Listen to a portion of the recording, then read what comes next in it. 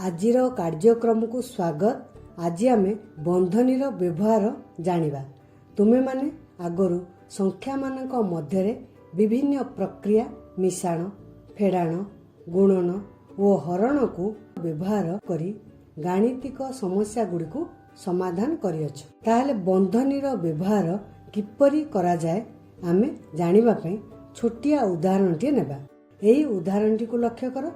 गोटिए cycle दुकान रे 15टी cycle थिला। 3 दिन रे यथाक्रमे 3टी, 2टी और 4टी साइकेल बिक्री होला। ता पाखरे आउ केतोटी साइकेल रहिला। एही प्रश्नटीर समाधान पई आमे 2टी प्रणाली रे समाधान करि परिबा। प्रथम प्रणाली, दुकान रे मोट साइकेल थिला केतोटी? 15टी। प्रथम दिन बिक्री परे दुकान रे केतोटी साइकेल रहइबो? 15 फेड़ाण 3 समान है 12टी। द्वितीय दिन बिक्री परे दुकान रे साइकेल बळका रहइबो केतोटी? 12 फेड़ाण 2 समान है 10टी। तृतीय दिन बिक्री परे दुकान रे साइकेल बळका रहइबो केतोटी? 10 फेड़ाण 4 समान है 6टी साइकेल बळका रहइबो। वर्तमान एबे द्वितीय प्रणाली रे समाधान करिबा। आमे 3 दिन रे बिक्री होइतिबा मोट साइकेल को हिसाब करिबा। अर्थात 3 दिन रे मोट साइकेल बिक्री केतोटी होइछि? 3 मिशाण 2 मिशाण 4। अर्थात 3 दिन रे मोट 9टी साइकेल बिक्री होइछि। दुकान रे साइकेल थिला केतोटी? 15टी। ताले बळका केतोटी रहला? 15 फेड़ाण 9 समान है 6टी। द्वितीय प्रणाली किपरि समाधान कराला? द्वितीय प्रणाली रे 3 दिन रे बिक्री होइतिबा मोट साइकेल संख्या को प्रथमे गोटिए संख्या रे प्रकाश करा जायछि। पर पूर्वरु मोट साइकेल संख्या रो वियोग करा जायछि। ताले बळका थिबा साइकेल संख्या को अन्य रूप रे लेखिबा। देखो किपरि लेखा जायछि? 15 फेड़ाण 3 मिशाण 2 मिशाण 4। 3 मिशाण 2 मिशाण 4 को गोटिए संख्या रे प्रकाश करिया पे एठारे गोटिए चिन्ह व्यवहार करै। सेही चिन्हटी को कहा जाय बंधनी। अन्य गोटिए उदाहरण नेबा। गोटिए खाता को 10 टंका हिसाब रे गीता 7टी खाता किनिला। गीतार भाई शोभन 5टी खाता किनिला। ताहले दुकानी को मोट केते टंका देबे? प्रथमे गोटिए उपाय करिबा। गीता 7टी खाता किनिछि।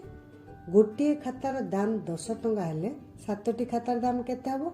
10 गुणन 7 समान है 70 टंका। शोभन केते किनिछि? 5टी खाता। तेणु गोटिए खातार दाम 10 टंका हेले 5टी खातार दाम केते हबो?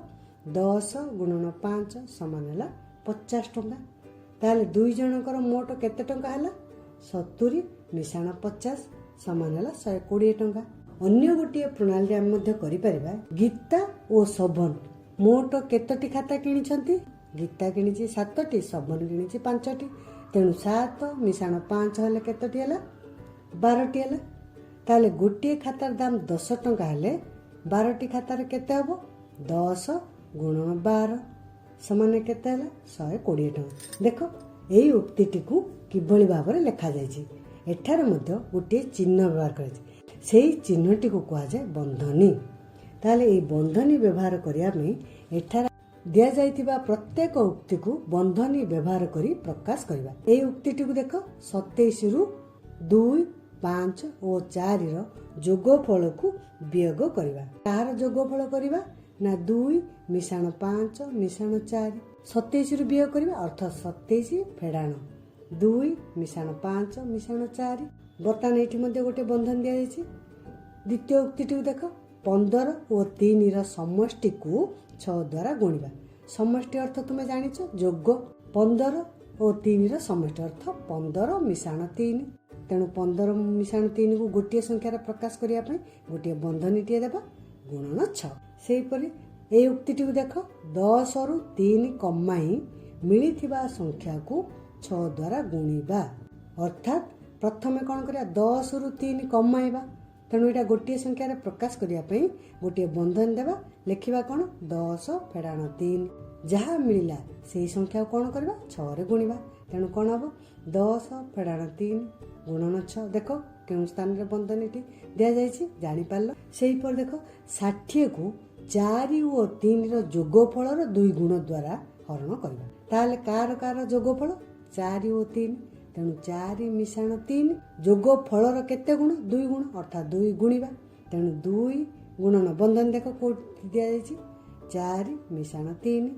କ'ଣ କରିବା? 60କୁ ହରିବା, 60 ହରଣ 2 ଗୁଣନ 4 ମିଶାଣ 3।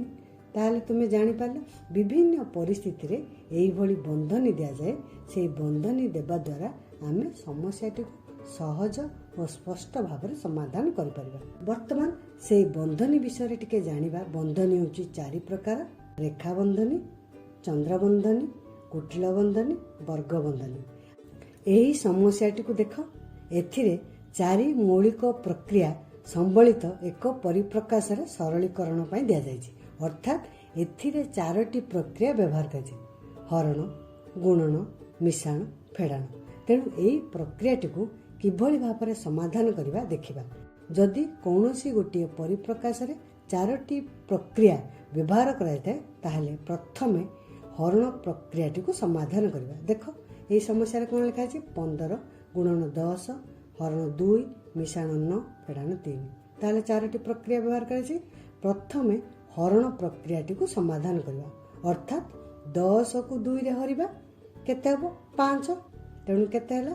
15 ଗୁଣନ 5 ମିଶାଣ 9 ଫେଡ଼ାଣ 3। ତାପରେ କ'ଣ କରିବା? ହରଣ ପରେ ଗୁଣନ ପ୍ରକ୍ରିୟାଟିକୁ ସମାଧାନ କରିବା, ଅର୍ଥାତ୍ 15 ଗୁଣନ 5, 15 ପଞ୍ଚା 75, 75 ମିଶାଣ 9 ଫେଡ଼ାଣ 3। ବର୍ତ୍ତମାନ ହରଣ କରିସାରିଲ, ଗୁଣନ କରିସାରିଲ, ତାପରେ କ'ଣ କରିବା? ମିଶାଣ ପ୍ରକ୍ରିୟାଟିକୁ କରିବା, ଅର୍ଥାତ୍ 75ରେ 9 ମିଶାଇବା, 9 ମିଶାଇଲେ କେତେ ହେବ? 84, 84 ଫେଡ଼ାଣ 3 ହେଲା, ଅର୍ଥାତ୍ 81 ଆସିଲା। ତେଣୁ ଏକାଧିକ ପ୍ରକ୍ରିୟା ଥିବା ପରିପ୍ରକାଶକୁ ସରଳ କଲାବେଳେ କ୍ରମାନ୍ୱୟରେ ହରଣ, ଗୁଣନ, ଯୋଗ ବା ମିଶାଣ ଓ ବିୟୋଗ ବା ଫେଡ଼ାଣ କାର୍ଯ୍ୟ କରାଯାଏ। ତେଣୁ ଆମେ ସଂକ୍ଷେପରେ ହ, ଗୁ, ମି, ଫେ ଲେଖିପାରିବା। ତୁମେମାନେ ଏକାଧିକ ପ୍ରକ୍ରିୟା ଥିବା ପରିପ୍ରକାଶକୁ କିପରି ସରଳ କରାଯିବ ଜାଣିପାରିଲ। ଦ୍ୱିତୀୟ ଭାଗରେ ଏକାଧିକ ବନ୍ଧନୀ ଥିବା ପରିପ୍ରକାଶକୁ କିପରି ସରଳ କରାଯିବ ଆମେ ଜାଣିବା।